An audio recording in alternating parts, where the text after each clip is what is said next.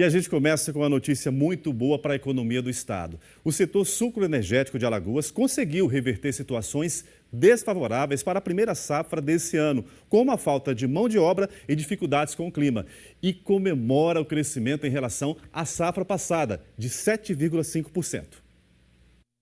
O Fábio é produtor de cana nos municípios alagoanos de Jequiá da Praia e Boca da Mata.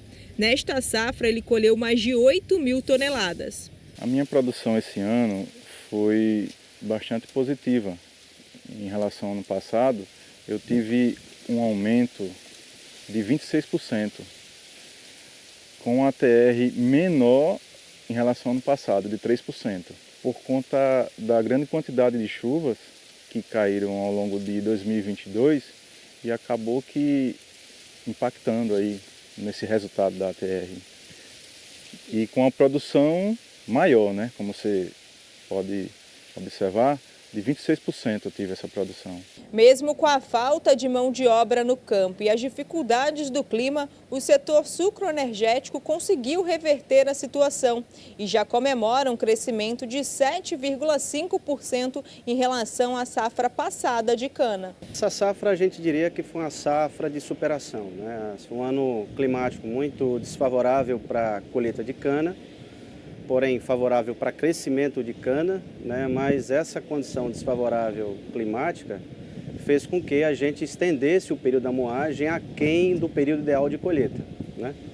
Então isso trouxe para nós várias consequências, como aumento de custos operacionais, né? Em função de desgaste de equipamento, né? Tivemos um problema sério também esse ano com relação à escassez de mão de obra, que é muito tradicional da região Nordeste, o corte manual. E esse ano foi uma surpresa para a grande maioria das usinas, né, da região Nordeste, onde essa escassez ela pegou todo mundo de surpresa e nós tivemos grande dificuldade de abastecimento das unidades industriais, né, para poder cumprir com um prazo determinado de colheita. O nosso crescimento girou em torno de 24% a 25%. Isso é uma explosão muito grande de crescimento de cana e, consequentemente, produtividade agrícola. Então, para você ter ideia, essas duas unidades que nós processamos no Nordeste, no ano passado processou em torno de 2.900.000 toneladas.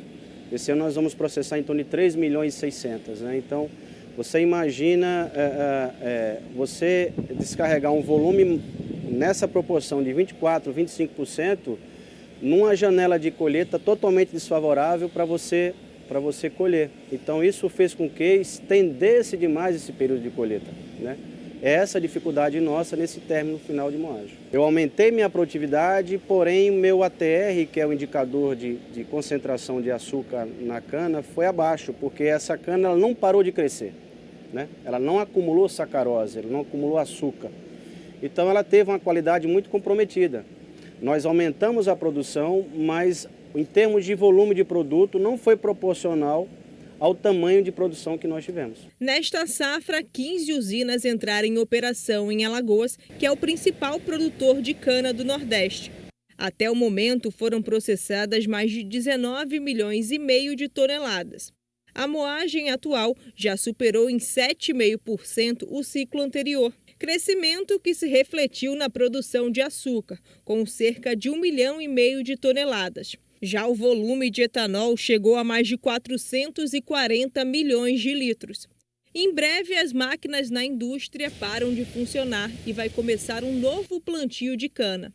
Tanto os produtores como as usinas estão com boa expectativa para a próxima safra. Tudo indica que o ano que vem nós vamos ter uma condição de moagem um pouco mais, ou talvez expressivamente mais seca do que o normal, né, do ano climático nosso. Então, o que é que nós esperamos?